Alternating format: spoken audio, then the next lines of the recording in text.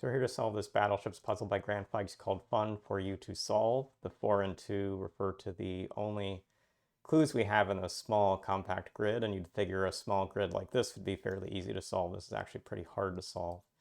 But we're going to start by marking in some of what we know, but then really just focusing to these big numbers, which will be the only clues where the 4 and 3 unit ships can go. And this firstmost column has only spaces for 2 unit ships to go into it, so this is not a space a big ship goes. These 3 in blue are the spaces where the big ships go, and that actually forces a constraint with the starting ship growing in. If it stopped here at 2 units, we could only get another 2 unit ship in this column. We wouldn't be able to place 3 large ships in the whole grid. So we're going to get the fact that this last column is taking a 3 unit ship. This first row now only has 3 cells left for it, so it also takes a 3 unit ship. And this 4 in the bottom is a horizontal battleship. And while this is not a common notation for me to use in a battleships puzzle, you can sometimes mark when you know you've got a horizontal edge and no vertical ships are going to cross it. You can mark these off this way. So I'm mentally putting in my picture that I've got a horizontal space here, but no ship is going to cross this top row and the second row. And so I've got a horizontal battleship and no ship's going to cross this space. And the reason this kind of notation is helpful, if we come back to this first column, is going to say that there's no place I take these 2 cells up top or these 2 cells in the bottom. The maximum I can take is one of those cells and one of these cells because of what that notation means with the x's. And so to get 4 in this whole column, I've got to take these 2 and then one up above and one down below.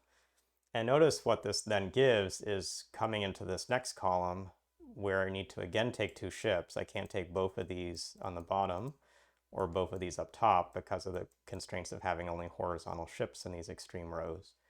And so I'm going to need to take 2 ship segments wherever I start. So it could be these or it could be these. And similarly up top, I would have to take 2 ship segments. And notice that this second row, I can't do that in. If I take this cell, I no longer can take this cell without violating this rule.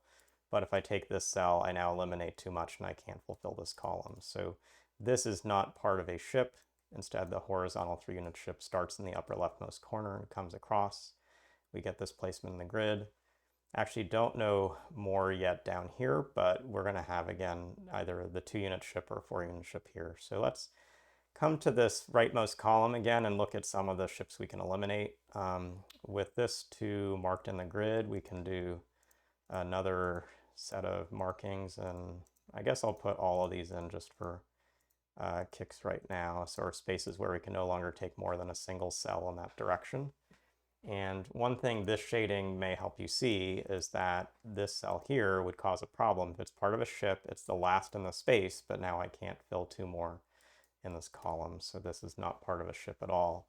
And we're going to have a ship starting here or starting here.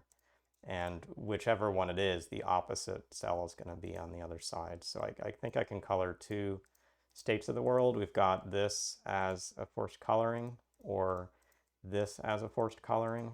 And in both of those states of the world, we've got a horizontal 2 unit ship and a horizontal 4 unit ship completing the bottom 2 rows.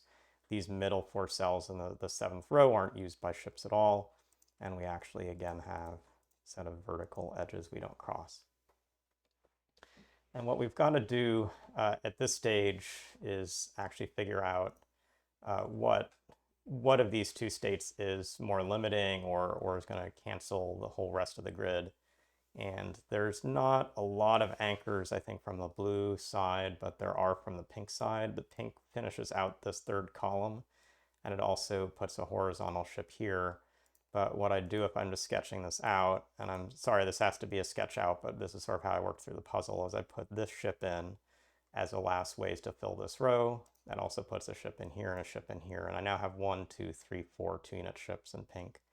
And that's going to violate the grid. I also have no way to finish this column or this row with remaining cells. And so canceling out one of the 2 options, we get that pink is no good and blue is good. So we'll just mark these in for sure. We've got now 1 more ship to take in this column, and it's going to be a submarine because all the remaining rows have one of their ships taken. And that actually means we want to avoid spots that are going to cancel too much from this 4th column, which still needs to take 2 cells. And so if I took a cell like this, I'd cancel all three of those. That's no good. If I took this cell, I'd cancel all three of those. That's no good. So I take this single cell as a submarine. It finishes out this row actually, puts in a vertical 2-unit ship. This is the last cell for this column, last cell for this row, and the last cell for the last ship. And so we have 4 subs, 3 2-unit ships, 2 3-unit, and 1 4-unit ship. And so we finish out the grid. So it started logically, as I was showing, by thinking through the borders, identifying these spaces where we actually had constraints with only an either or choice, where we've got to take a horizontal ship into the second column, both from the top and the bottom. That gives it a horizontal 4 and 2-unit ship in the bottom, and then that gave just 2 options for the grid, and working through those 2 got to this stage.